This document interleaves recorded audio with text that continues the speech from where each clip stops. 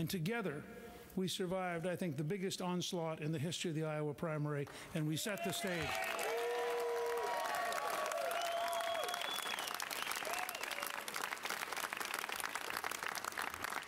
And I want to say one last thing. We were over earlier tonight in Waterloo, which had the largest single site for caucusing, and a very distant relative, like 190 years, named Craig Gingrich, who came from Pennsylvania, or his great-great-great-grandfather came from Pennsylvania, spoke for me. And he was very kind. He's gotten to know our younger daughter, Jackie, and he had sent her what he was going to say. And part of what he said to his caucus was about his two sons, who just came back from serving in the Middle East. And it reminded me, and I'd like to close with this because I think it's so important, and it's why the Iowa experience and the New Hampshire experience, the places where you actually have to see people. You can't just buy TV ads or use robocalls, but in the end, it's people. This process is what they risk their lives to preserve. This process of people coming together, sharing values, sharing fears and dreams, finding a way to come and get it to work. Unlike the current total mess in Washington, which I believe, frankly, is a bipartisan mess, unlike the current mess in Washington, the American system over time works when the American people roll up their sleeves to make it work. And every one of us ought to remember, it's part of what made these negative ads so shameful. Every one of us should remember, this process survives because young men and women risk their lives to allow us to do this. We should act worthy of them. Thank you, good luck, and God bless you. On to New Hampshire. Let's go to Chris Matthews for reaction. Crosstown in Des Moines. Chris Matthews. I think we've just seen the terms of engagement here established for the crusade in New Hampshire by Newt Gingrich. He's going to go after Mitt Romney up there on his record on health care, on his Massachusetts moderation, on his taking care of the decay up there, basically. And he's going to try to fund the campaign by a fear with people who have some money against the threat of Ron Paul. It's going to be a campaign against Newt Romney, financed out of fear that the Republican Party might be taken over by the Rand Paul people who are against defending our ally in the Middle East, Israel, and basically having a foreign policy of any kind of aggression at all. I just heard Newt do what he had to do. He's got to raise a lot of money in the next couple of days, and the only way he can do that is put up the big danger sign that the Republican Party is vulnerable now to losing its foreign policy, its aggressiveness that it had under W and under Reagan. And he's saying, I've got to fight that fight. I need your money, but I really need your money to destroy Mitt Romney up there. And so it's an interesting campaign. He declared a Anschluss, if you will, I shouldn't use that term, a peace treaty, I'll say this, with Santorum. He's not going to fight Santorum. He's hoping Santorum will accept those terms and not fight him. He wants to fight Newt. He wants to do it mano a mano in the next Saturday night and Sunday morning debate. But he needs money to get on the air up there. He needs money to go south. And he put up the danger sign. And the danger has a big name on it. Ron Paul. Beware. The Republican Party's foreign policy militance is being threatened. I will defend it. That's the only way to explain what we just heard there, I think. Rachel. Chris, I think that we're hearing that. I think you're right to identify that in terms of identifying Ron Paul as a danger. But we heard the continued attack on Mitt Romney, that negative ads are also something that the rest of the country should care about, and that should cause people to send Newt Gingrich money. That negative ads are some sort of national cause, and that it ought to be the reason that you support Newt Gingrich for president. I mean, overall, I thought it was a strong speech, and I think that Newt Gingrich is a good speaker. I pay attention to every word he says when he's talking, but his message here is about the process. It's about the political process more than it is about the country. Jump in there.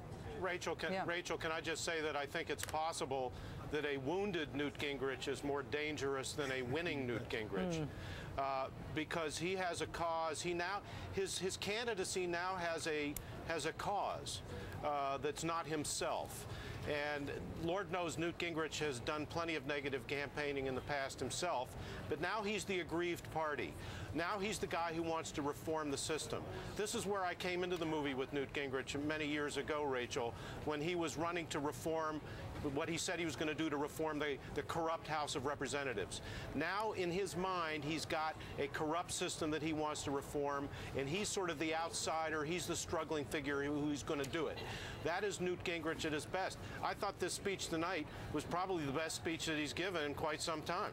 I think this is just great for Rick Santorum, and he should take these terms because if Newt's going to go after Mitt Romney, it gives Santorum a breathing space to build the campaign that he doesn't now have, and to be ready for South Carolina to really potentially break through. It was great news for him. Lawrence, that's the point that you were just making about sort of an endorsement there. He just endorsed Santorum. That's what really happened there, and he's going to stay in the race. He knows he's not going to win. He's going to stay in the race so that he can damage on the stage Mitt Romney. Just do it personally, like Chris says, right up there close to him. But he effectively endorsed Rick Santorum. He knows it's over for him. We also functionally endorsed him, because what the story now will be is what will Gingrich do for Saturday night and Sunday. And no one will be looking for the baggage of Santorum. Santorum will get a pass for 3 or 4 days because everyone is going to be in this Gingrich threat.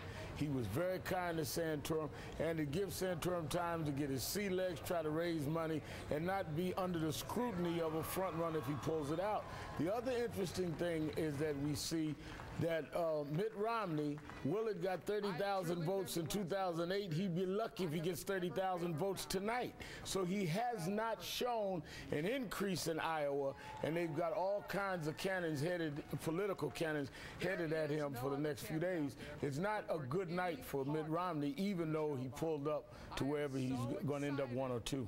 One of the things that we saw in 2008 was that Mitt Romney earned the ire of so many other candidates with his negative ads. We may be seeing that as in a sort of mano-a-mano way, specifically with Gingrich coming out of Iowa. And if he plays the tip of the spear anti-Mitt Romney role that I think we are seeing him message tonight, talking about Mitt Romney as a Massachusetts moderate who will manage the decay of America, that is the kind of message that somebody who maybe is running alongside Mitt Romney might not want to give him, but somebody who is running behind him comfortably and is just there for revenge might be very happy about. What we're looking at right now is Michele Bachmann's campaign headquarters. She's running 6th right now in Iowa, despite a very hard-working campaign there. Let's see what she has to say. Thank you, Brad. I appreciate that. I was introduced in all 99 counties with that same phrase, pound for pound. No one takes it to him more. I can't thank him enough. And the entire Iowa team, you guys, thank you for everything you all have done. I just have some prepared remarks. I'm so grateful for you that you're here, and then we'll have a party afterwards, so stick around. Thank you so much, everyone, and thank you, too, to Iowa, my home state. I've called Ron Paul, Mitt Romney, Rick Santorum, Newt Gingrich, Rick Perry, to congratulate each one of them on their respective places this evening in the lineup. The people of Iowa have spoken, and they have written the very first chapter in this long journey to take our country back from Barack Obama. And make no mistake, we will.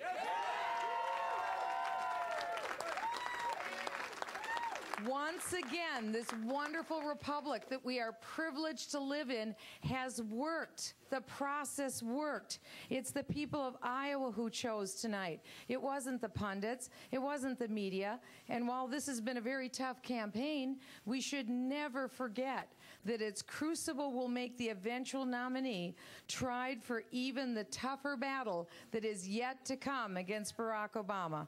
I am so proud of the people who have run our campaign here in Iowa, and I will be forever grateful to this wonderful state and to the wonderful people of Iowa for launching us on our path to victory in the Iowa straw poll. And this state has given voice to people all over our country that Barack Obama's liberal policies are finished, and that in 2012 there will be another occupant in the White House. Who knows, maybe even another Michele in the White House.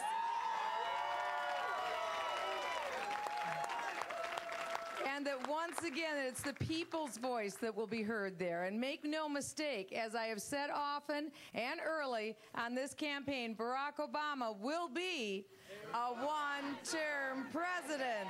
Did you hear that, America? You heard it here from Iowa. I am a very real person. I am not a politician, nor do I ever hope or aspire to be a politician.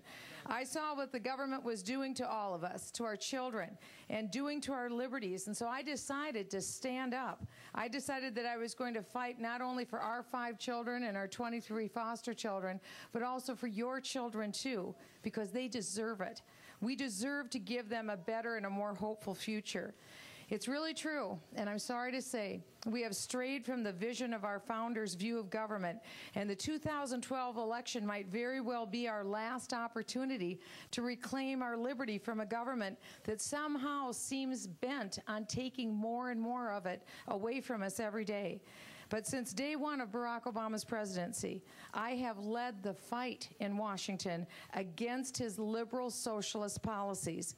And when the president wanted a $1 trillion stimulus package, I said no.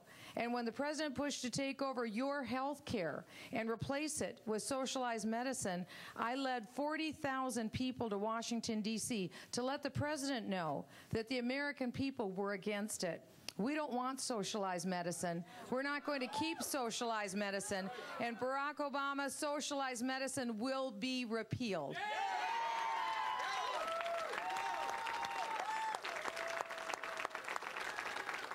When the president said last summer he wanted to raise the debt limit to an unbelievable $16 trillion, I said no. Over the last 3 years, the American people have tragically been deprived in their president a leader, as he routinely withers when he's confronted with the paramount challenges of our generation. President Obama is guarded and guided by his hardened ideology, and he's withheld any prospect for economic recovery as he routinely places his own political fortunes and his own re-election plans above the interests of the American people. Look no further than his denial of building the Keystone 2 pipeline. That was all about his re-election, nothing to do with energy independence for the American people. His liberal reign will end, and the American people and our economy will finally be free. Because you see, what we need is a candidate in the likeness and image of a Ronald Reagan, who has the bold differences necessary to take on a Barack Obama.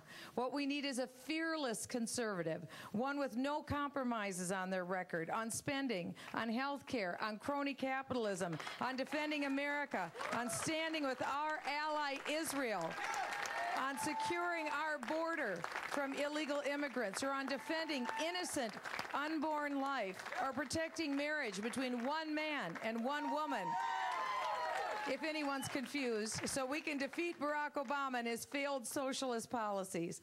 I believe that I am that true conservative who can and who will defeat Barack Obama in 2012. And over the next few days, just be prepared. The pundits and the press will again try and pick the nominee based on tonight's results. But there are many more chapters to be written on the path to our party's nomination. And I'd prefer to let the people of the country decide who will represent us. And of course, I'm very deeply grateful to our Iowa team, to the many dedicated volunteers who've given so much of their time to this effort. It's absolutely amazing to see our offices filled day after day with young people. And they selflessly volunteered because they need to have a better future, full of more opportunities than our generation had. And I also thank all of the volunteers who have been there almost on a daily basis making phone calls from before the straw poll. You know who you are. I know who you are. And I thank you for your dedication. I hope you know how much your dedication not only meant to me, but to our country. And of course, it shouldn't be even needed to be said, but it must be said. I must thank my wonderful husband of 33 years, Marcus Bachmann.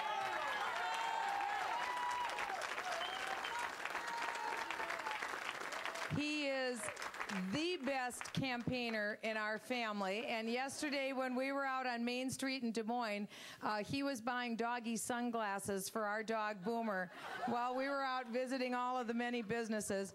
And all of our children who are here this evening, our son Lucas, our son Harrison, our daughter Elisa, our daughter Caroline, our daughter Sophia, we love them all. Our 23 foster children, we love them. My brothers are here tonight. Scott, I have Paul, I have Gary, my sister Lori, and my others who couldn't be here as well, but I'm so grateful for them.